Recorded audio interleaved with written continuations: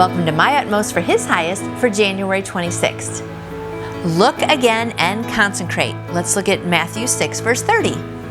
Matthew 6, verse 30, I'm going to back up to at least 28. All of Matthew 6 is wonderful. The chapter title at verse 25 is Do Not Worry. We'll jump to 28. And why do you worry about clothes? See how the lilies of the field grow? They do not labor or spin. Yet I tell you that not even Solomon in all his splendor was dressed like one of these. If that is how God clothes the grass of the field, which is here today and tomorrow is thrown into the fire, will he not much more clothe you, O you of little faith?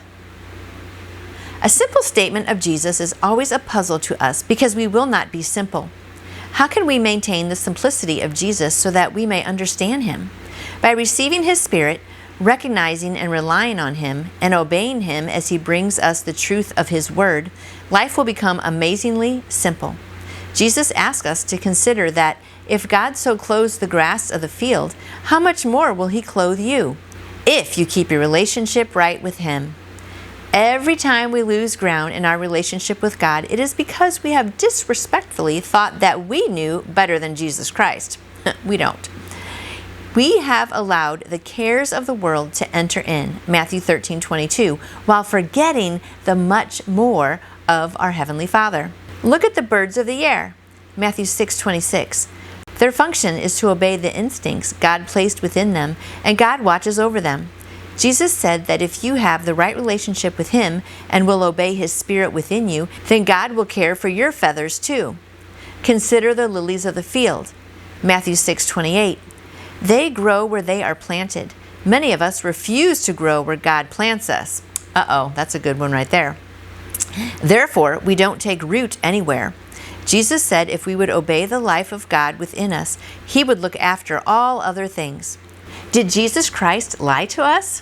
No. Are we experiencing the much more he promised? If we are not, it is because we are not obeying the life God has given us and have cluttered our minds with confusing thoughts and worries. Don't worry. How much time have we wasted asking God senseless questions while we should have been absolutely free to concentrate on our service to him? That's a good one. Back that one up.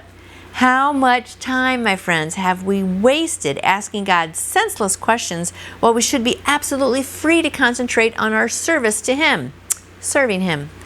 Consecration is the act of continually separating myself from everything except that which God has appointed me to do. It is not a one-time experience, but an ongoing process. Am I continually separating myself and looking to God every day of my life? Wow, there was so much in that one. Oh my goodness. But again, look at the birds of the air, right? And also look at the lilies of the field. Those are two things we need to be looking at because God totally takes care of the birds and he totally takes care of the lilies of the field.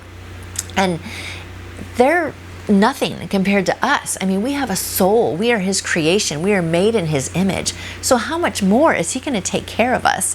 So I hope today that you can remember God's looking out for every little sparrow and he created every little flower. And so therefore, my friend, you are worth so much more than all of that. You are his precious child. And so I like that sentence too about how we're wasting time asking him questions and also wasting time worrying when we should just be out there doing our thing, right? He gave me certain gifts. He gave you certain gifts. We all have certain things. He also put each one of us in a specific timeline of the world and also in a specific place in the world. So you have a talent. You have a certain time that you're here and you have a certain location. So my friend, get out there and just get busy doing your thing.